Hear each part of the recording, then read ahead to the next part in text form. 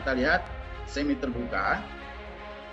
Dalam format pertanyaan semi terbuka dengan daftar 42 nama dan diberikan kesempatan atau boleh memilih nama-nama lain di luar daftar nama ini, sifatnya inklusif, yaitu Sandiaga Uno cenderung melemah ya dari Maret 2020 ke September 2021 dari 7,3% menjadi 4,8%. Lalu Ridwan Kamil yang merah dan AHY yang biru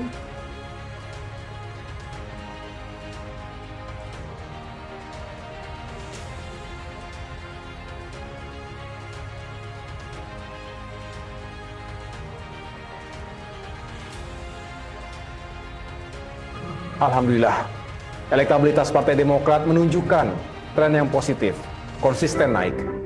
Saya salut bahwa di tengah setelah Kongres langsung berhadapan dengan KLB ini, Mas Haye bisa mengendalikan ini dengan baik. Ini kan ujian yang luar biasa. Nah, ujian ini lolos. Dan tentu ini penilaian tersendiri, bukan hanya internal partai, tapi juga publik melihat itu. Maka indikator itulah yang terlihat bahwa bagaimana kita punya pooling meningkat, baik partai maupun Mas Haye sendiri. Karena publik mudah melihat, apakah betul Mas Haye ini punya kapasitas untuk bisa dinilai bahwa Mas Haye bisa membuktikan bahwa dia bisa lolos dalam semua tantangan ini, dan juga kita semakin terpercaya Partai Demokrat ini ke depan. Salah satu faktor dari naiknya elektabilitas Partai Demokrat adalah soal bagaimana AHY mampu memimpin perlawanan terhadap GKPD. Faktor yang lain adalah legasi Pak SBY juga masih. Kita di Bapilu menghitung bersama dengan Majelis Tinggi Partai, kemungkinan tahun depan kita memperkirakan kita akan masuk ke 2 digit, asal kita tetap konsisten.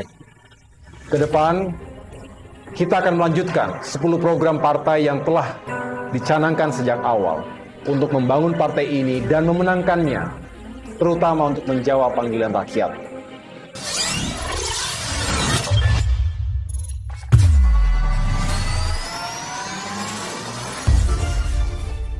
Mengenai bursa calon presiden, Benny Kaharman juga berkomentar. Dia bersyukur AHY berpotensi menjadi pemimpin di masa depan versi SMRC. Mengenai calon presiden menurut saya juga luar biasa, dan masuk akal karena harus kita akui bahwa temuan dari survei ini menunjukkan ada 2 ketua umum partai politik yang masuk dalam list dari kelompok yang punya potensi untuk menjadi pemimpin bangsa ini ke depan, yaitu Ketua Umum Gerindra dan Ketua Umum Partai Demokrat, Mas AHY. Dari segi ini tentu kami mengatakan ini hal yang masuk akal dan kabar gembira. Selain itu, Benny mengatakan AHY adalah seorang calon pemimpin yang menjanjikan. Meskipun tidak memiliki jabatan publik, menurut Benny, AHY mampu bersaing dengan calon presiden lainnya. Kalau Mas Ganjar, Mas Anies, kemudian Mas Ridwan Kamil, kemudian Pak Prabowo adalah tokoh di dalam pemerintahan, mereka memiliki jabatan publik yang memungkinkan mereka untuk selalu berhadapan dan bertemu dengan masyarakat. Masuk akalnya adalah mereka tingkat tahunya tinggi, sekaligus masuk akal jika kesukaannya tinggi, sebab mereka tentu selama mereka menjabat posisi di pemerintahan, apakah itu gubernur, atau pembantu presiden, atau menteri, jelasnya. Dibandingkan posisi Mas AHY yang hanya jadi ketua umum, bagi kami ini sesuatu yang luar biasa, yang tingkat popularitasnya hampir sama dengan popularitas yang dimiliki calon presiden yang lainnya, meskipun tingkat kesukaannya tidak sebanding dengan calon yang lain. Oleh sebab itu, Benny meyakini AHY bisa menaikkan elektabilitasnya jika melakukan sesuatu untuk rakyat. Dia mengatakan peluang AHY untuk maju sebagai calon presiden sangat terbuka. Kita lihat tadi tingkat popularitas Mas AHY itu kesukaannya lebih rendah dari Mas Ganjar, atau Mas Anies dan Mas Sandiaga Uno. Tetapi bagi kami ini adalah hal yang masuk akal, karena Mas AHY urusannya hanya partai politik saja, bagaimana menjaga partainya selama ini, itu pun masih tinggi tingkat kesukaannya, tingkat popularitasnya. Sehingga bagi kami ini adalah sebuah sinyal kalau Mas AHY ini bisa melakukan sesuatu yang lebih agresif untuk kepentingan masyarakat umum, maka peluang itu sangat terbuka, paling tidak terbuka untuk berkompetisi dengan calon yang lain. Sementara itu, Kabakomstra Partai Demokrat Herzaki Mahendra Putra mengatakan naiknya elektabilitas Partai Demokrat di survei itu merupakan apresiasi rakyat terkait kinerja Partai Demokrat. Dia mengatakan kontribusi Partai Demokrat dalam membantu rakyat dalam krisis saat pandemi corona berbuah positif. Peningkatan elektabilitas ini merupakan bentuk apresiasi rakyat atas kerja keras kader Partai Demokrat di seluruh Indonesia. Kesungguhan dan ketulusan kader-kader Partai Demokrat dalam membantu rakyat yang sedang kesusahan karena krisis kesehatan dan krisis ekonomi yang mendera bangsa Indonesia saat ini berbuah hasil positif.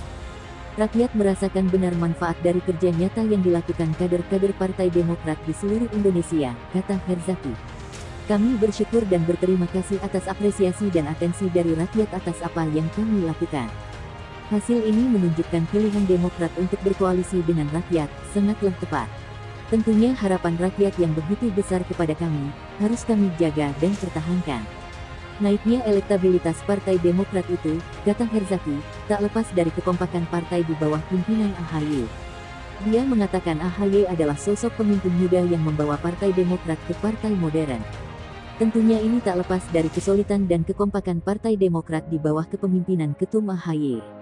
Kepemimpinan AHY terbukti sangat efektif dalam mengkonsolidasikan internal partai maupun merangkul pihak luar dalam menghadapi rongrongan pihak luar, oknum kekuasaan, yang berupaya melakukan abuse of power. Kader-kader Partai Demokrat saat ini merasa sangat percaya diri dan bangga dipimpin oleh Ketum AHY. Sosok pemimpin muda yang berhasil membawa Partai Demokrat bertransformasi ke partai modern dan partai cerdas, jelasnya. Herzaki juga menyinggung elektabilitas AHY berada pada posisi 2.